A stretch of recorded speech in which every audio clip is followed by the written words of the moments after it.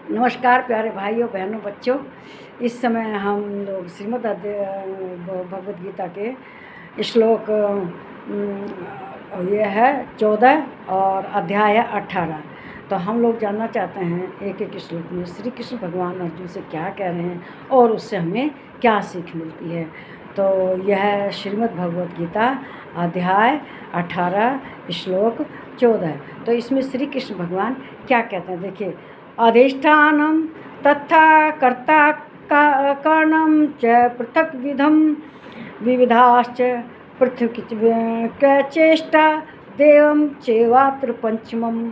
श्री कृष्ण भगवान ने पिछले श्लोक में कहा कि सांख्य योग में 5 वे चेष्टाएँ 5 चीज़ें हैं जिससे हम किसी कार्य की सिद्धि कर पाते हैं। तो वे कहते हैं इस विषय में मतलब सिद्धि प्राप्ति करने में, अपने कार्य में सफलता प्राप्त करने के लिए, अर्थात कर्मों की सिद्धि में अधिष्ठान क्या है, जिसके आश्रय कर्म किए और उसका नाम अधिष्ठान है, मतलब जहाँ पर हम ये कार्य करते हैं जिसके आश्रय से।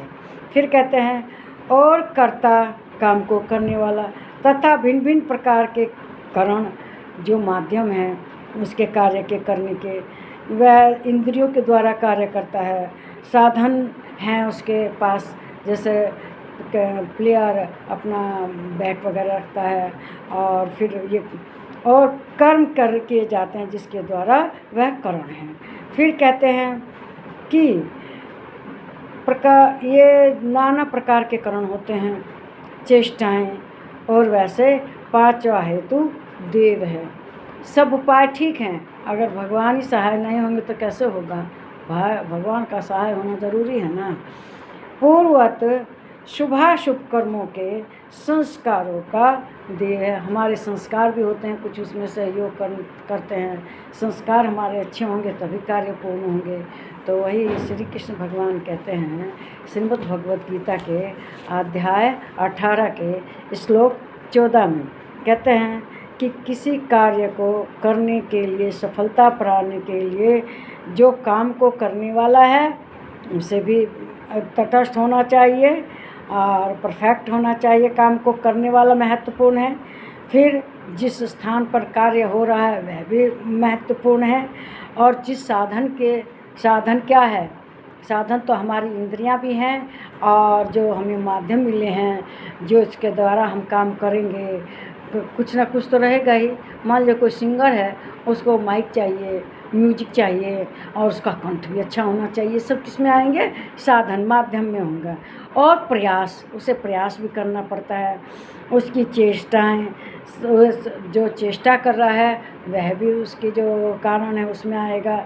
जैसे मान लीजिए, हाँ, जो स्थान कैसे महत्वपूर्ण है, कुछ खिलाड़ी अपने मैदान में, अपने देश के मैदान में तो अच्छा प्रदर्शन करते हैं, लेकिन वही खिलाड़ी जब विदेश में जाते हैं तो उनका प्रदर्शन उतना अच्छा नहीं होता। कहना अपने घर सभी शेर होते हैं और बाहर चीटी हो जाते हैं।